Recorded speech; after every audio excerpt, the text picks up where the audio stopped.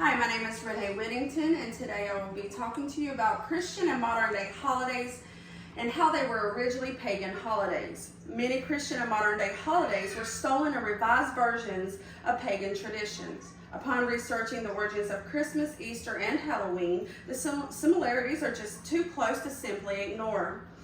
Being raised in a home that celebrates Christmas, Easter, and Halloween, we practice certain holiday traditions every year, and I never really questioned why or how it started until I became an adult.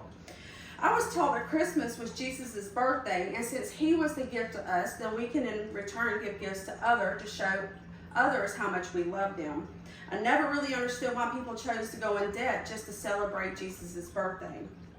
I also asked myself, why do we color Easter eggs and hide them for Easter if Easter was to celebrate Jesus being rose from the dead? Finally, I questioned Halloween. I was taught that it was the devil's holiday, so the church would do a watered-down version of it called a fall festival. And we would dress up, play games, and eat food. I sought to find out, where did these traditions originate from? How did all of this start, and what was the true meaning of these holidays to begin with? And once I gained knowledge and understanding, then my beliefs began to shift and change, resulting in changes of how I view these holidays, and I started new holiday traditions in my own family. Knowledge is power and the key to understanding why we do what we do. Our cultures and traditions usually stem from how we are raised and how we are taught to think and believe from an early age. Most times we simply follow suit because it's all we know.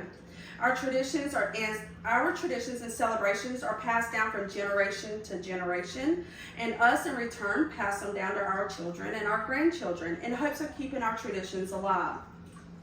Today, I will tell you about the origins of Christmas, Easter, and Halloween, and help you identify the similarities of the pagan origins versus the modern and Christian holiday traditions. Let's start with Christmas. Christmas is celebrated on December the 25th, but there is very little evidence that this being Jesus' actual birthday. Before these times, it was the Roman pagan festival of Saturnalia. It dated between December the 17th to December the 24th, and the Germanic festival known as Yule, lasting 12 days, December 21st through January the 1st.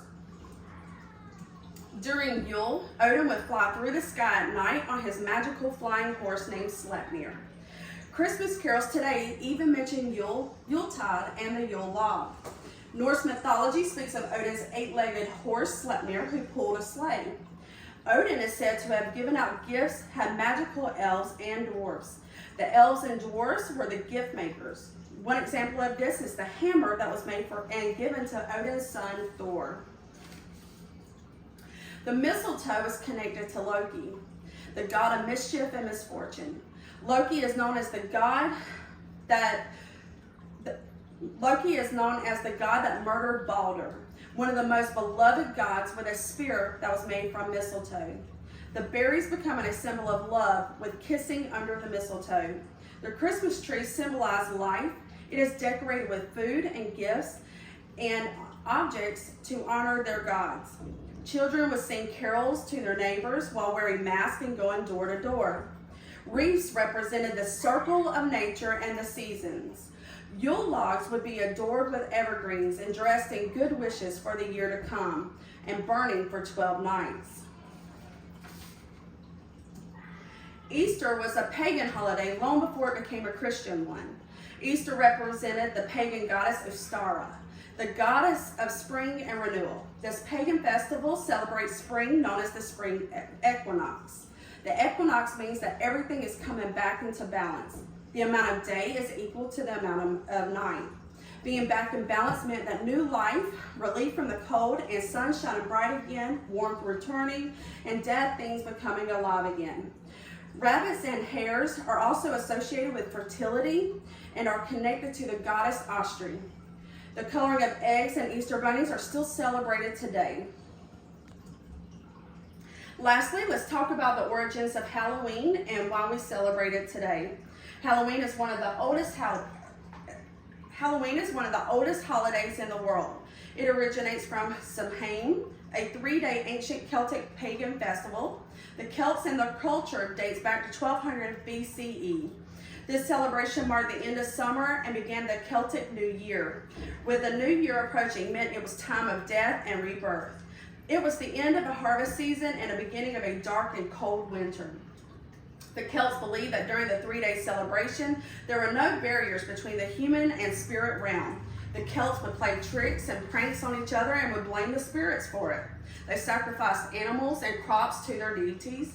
They had bonfires, wore costumes, and practiced channeling spirits for future events. The Roman Empire invaded the Celtic territories in 43 AD. They changed the festival into a Christian event in hopes to spread Christianity. On May 13, 609 CE, Pope Boniface IV announced a new celebration called All Saints' Day. Basically, they continued the same traditions with a different title. People dressed in costumes, surrounded bonfires, and reflected on otherworldly themes. Some dressed as ghosts, angels, devils, and saints. Eventually, Pope Boniface IV moved All Saints' Day to November the 1st, and October 31st was now called Hallows' Eve, also known as Halloween. Halloween began to grow in popularity during the 1700s and developing a more Americanized tradition of telling ghost stories, fortune telling, and dancing and singing. In conclusion, it's important to know that while we are celebrating what we are celebrating and why we celebrate it in the way that we do. Most of our Christian and modern day holidays have a root and origin paganism. And after learning the true meaning and origin of Christmas, I started incorporating the Yule traditions and celebrations in our winter solstice in our family. Now, if you would, please repeat after me. Knowledge is power. Knowledge is power. And the key to understanding. Key to understanding. Why we do what we do. Why we do what we do. Thank you for your time.